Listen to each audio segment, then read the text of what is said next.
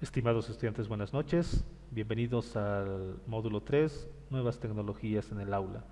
Mi nombre es Jaime Chura y vamos a desarrollar el tema 1, Historia y cronología de la computación informática, utilizando un software de capture screen llamado Camtasia.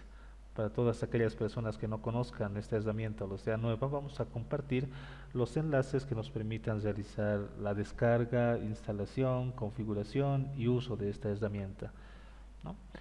Eh, Vamos a dividir el estudio de la historia de la computación y la tecnología en 6 bloques importantes a los que vamos a llamar generaciones, ¿no? Eh, Vamos a destacar que inicialmente la creación de los equipos computacionales y la tecnología como tal se ha creado con fines militares y comerciales, pero es hasta las últimas generaciones, como lo vamos a ver en este pequeño resumen, que llega a diversificar su uso a diferentes situaciones, ¿no? Dentro de ellas la educación, que es lo que nos interesa aplicar en este módulo. Bien, eh, la primera generación de computadoras se basa en un componente principal llamado los tubos al vacío, que como pueden ver en la imagen, se trata de una especie de focos, se puede decir, ¿no? Que la combinación y el ensamblado de estos tubos al vacío nos permitía construir la codificación de las computadoras, ¿no? Entonces se han desarrollado equipos bastante enormes y que producían mucho calor al utilizar demasiadas bombillas, ¿no? Se puede decir que el primer equipo utilizaba aproximadamente 10.000 bombillas, y por la cantidad de calor que producía y la cantidad de energía que utilizaba, entonces era muy probable que se vayan quemando y tenían que ir reemplazando estos dispositivos, ¿no? Entonces, vamos a analizar 3 características en el estudio de esta historia, que son, por un lado, el tamaño de los equipos, que han ido reduciendo, como vamos a ver, a lo largo del tiempo. Por otro lado, las características de los equipos, que han ido incrementando exponencialmente. Al hablar de características hablamos de las capacidades de los equipos, ¿no? De la memoria, de la unidad de proceso, de la capacidad de almacenamiento de información. Y por último, el costo, ¿no? De cómo ha ido reduciendo el costo a tal punto que en nuestros días acceder a una tecnología de última generación es bastante accesible. ¿Ya? Entonces, en resumen, esta primera generación la vamos a identificar con este componente que, eh, que eran los tubos al vacío, que nos generaban equipos bastante grandes y bastante costosos, ¿no? Entonces, solo eran accedidos por instituciones militares e instituciones comerciales. La segunda generación da un paso al siguiente elemento, que es el transistor. Uh, Se puede decir que en el tamaño que ocupaba un tubo al vacío pueden caber 200 transistores, y cada transistor reemplaza directamente a un tubo al vacío. Entonces, estos transistores ya no producen tanto calor y ha mejorado de manera radical la eficiencia, ¿no? Que se podía realizar con estos equipos computacionales. Entonces, como podemos ver, el tamaño ha reducido de gran magnitud. Los equipos que eran construidos en esta segunda generación eran del tamaño de una habitación, siendo que los de la primera generación eran el tamaño de un estadio de fútbol. Entonces, esto ha permitido también que mejoren las capacidades de procesamiento y almacenamiento, y es cuando aparecen ya los primeros lenguajes de programación, ¿no? La evolución paralela del software en lo que se refiere a tecnología. Bien, un salto a la tercera generación incorpora un nuevo componente, que son los circuitos integrados. Imagínense que un circuito integrado ya puede almacenar o reemplazar directamente a 10.000 transistores. Entonces, esto ha permitido reducir aún más el tamaño de los equipos y también reducir de gran magnitud el costo, ¿no? Entonces, los equipos que se han construido con circuitos integrados ya eran mucho más pequeños, de tamaño de roperos, se podría decir, que, que ya eran más accesibles, ¿no? Entonces, las empresas comerciales, sobre todo, iban adquiriendo estos equipos porque les permitía generar mayor respuesta y análisis de su información para sus clientes y por ende ser más competitivos en el mercado. Pero aún así seguían siendo bastante costosos, ¿no? Se puede decir que los equipos de esta tercera generación costaban alrededor de los $10,000 en su época, ¿no? Entonces que, bueno, $10,000 de los años 60, se imaginen, ¿no? ¿Cuál es la equivalencia en esta época? Bien, la cuarta generación incorpora un componente nuevo que son los microprocesadores. Aparecen los primeros microprocesadores, los cuales marcan una diferencia radical en la generación. Estos microprocesadores eran capaces de procesar miles y miles de operaciones por segundo. Las computadoras dejaban de tener un uso industrial, que es como se les comentaba al principio, y próximamente ya se convertirían en las primeras computadoras personales. Esto ha permitido que las placas de las tecnologías computacionales que se utilizaban en la época reduzcan de tal manera el tamaño que ya podía ocupar el tamaño de la mitad de una mesa, ¿no? Más o menos unos 1 metro por medio metro, que era una mesa estándar de la época, entonces que permitía aplicar una placa base con los microprocesadores.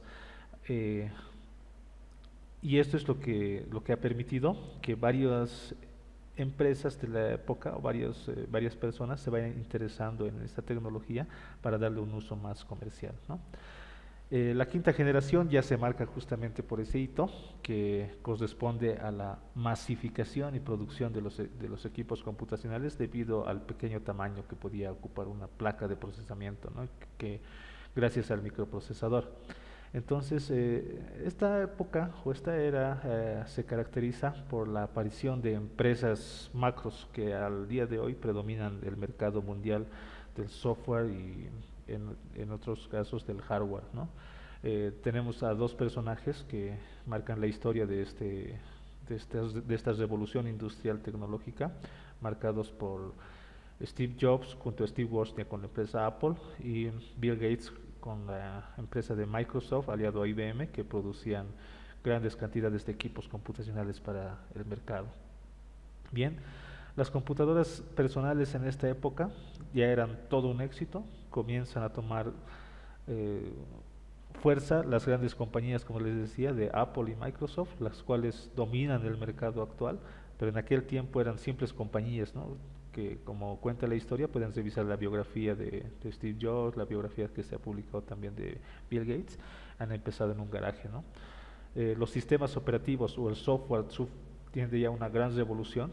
Se podría decir que en estas épocas se ha desarrollado la Macintosh, los primeros procesadores y los primeros equipos 380 de la parte de IBM, que después han dado lugar a la Pentium 1, a la Pentium 2 y así como lo conocemos hasta ahora, ¿no? Entonces, sin embargo, es importante destacar la participación de estas personas porque es justamente en esta época, a partir de acá, que al tener un uso personal se empieza a diversificar el uso, ¿no? Y da inicio a las diferentes aplicaciones en otras áreas que ya no eran necesariamente las áreas comerciales y militares, que eran las que financiaban los primeros equipos computacionales.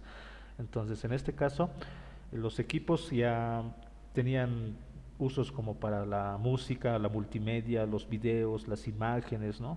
Y esto ha dado lugar también a que se aplique en la educación.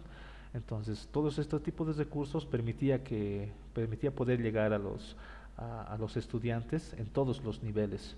Entonces, ya a tal punto que la facilidad de uso que se iba desarrollando en estas empresas permitía siempre que los equipos sean fáciles de usar, no sean tan complicados de aprender, y la inclusión de la interfaz gráfica, que es lo que ha marcado básicamente el cambio del paradigma de la computación, ¿no?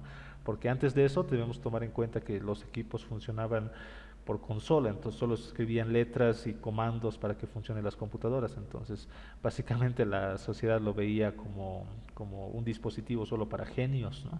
Pero ya con la interfaz gráfica, la aparición del uso del mouse y otros dispositivos que nos permitían utilizar los equipos de manera más sencilla, permitía incluso que los niños puedan utilizar las computadoras, ¿no? Bien, una sexta generación que la vamos a estudiar de esta manera en este capítulo. Podemos también debatir, ¿no? Algunos dicen que solo hay 5 generaciones, otros que ya hay 7, otros 8, etcétera, pero nosotros vamos a analizarlo de esta forma y vamos a incluir, si bien el microprocesador y los componentes ya están presentes también en esta generación, vamos a incluir el cambio de la reducción exponencial del tamaño de los dispositivos que han permitido crear las mini computadoras, ¿no? Y los smartphones, que son los teléfonos inteligentes. Entonces, lo que tenemos actualmente en nuestros bolsillos son computadoras, son supercomputadoras a nivel de procesamiento, pero en un tamaño realmente cómodo, ¿no? Para que podamos acceder a la tecnología, para que se den cuenta del cambio radical de, de la evolución de las características. Se puede decir que con la décima parte de la capacidad de los teléfonos estándar que tenemos hoy en día, se ha podido llevar al hombre a la luna. Entonces, imagínense la potencia que tenemos en cuanto a procesamiento en nuestros dispositivos, ¿no?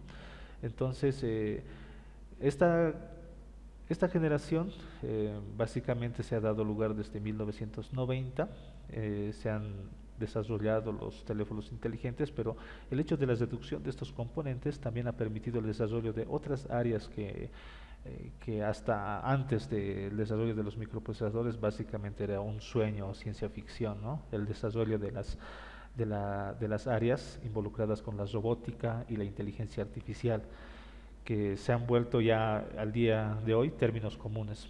Muy probablemente en los próximos años podrás tener a tus manos, ¿no? Nosotros podemos contar de forma accesible con lentes inteligentes, que es lo que ha ido desarrollando, por ejemplo, Google Glass, ¿no? Que nos permite tener un lente que nos vaya pasando toda la información de nuestro entorno, etcétera, ¿no? Y muchas otras aplicaciones que se van desarrollando también con nanotecnología. Pero antes de cesar este pequeño análisis de esta historia de la evolución de la tecnología, para ver cómo es que se ha ido evolucionando y hasta de qué forma se puede aplicar en la educación, tenemos que estar conscientes de que estamos a la vuelta de la esquina de la inclusión de un nuevo componente, ¿no? Que va a cambiar básicamente la forma de construir los equipos tecnológicos. Este componente es una molécula que permite desarrollar la computación cuántica. Entonces, hay muchas investigaciones que se han desarrollado. Por ejemplo, está Isaac Chuang junto a un departamento de IBM que ha desarrollado ya los primeros dispositivos cuánticos basados en la utilización de moléculas de café. Sí, para que los que han estudiado bien, moléculas de café, ¿no? Que es lo que permite una alta capacidad de procesamiento. Como podrán ver, cada cambio de componente ha permitido que el costo vaya reduciendo y sea cada vez más accesible, ¿no? Entonces, fíjense que actualmente los microprocesadores, por el tema del calor que se produce, y ya no se puede reducir más el tamaño del microprocesador, es como que hemos llegado a un límite del tamaño mínimo. Entonces ya se utiliza oro, que es un material que es más resistente al calor, para poder construir estos dispositivos, ¿no? Estos microprocesadores.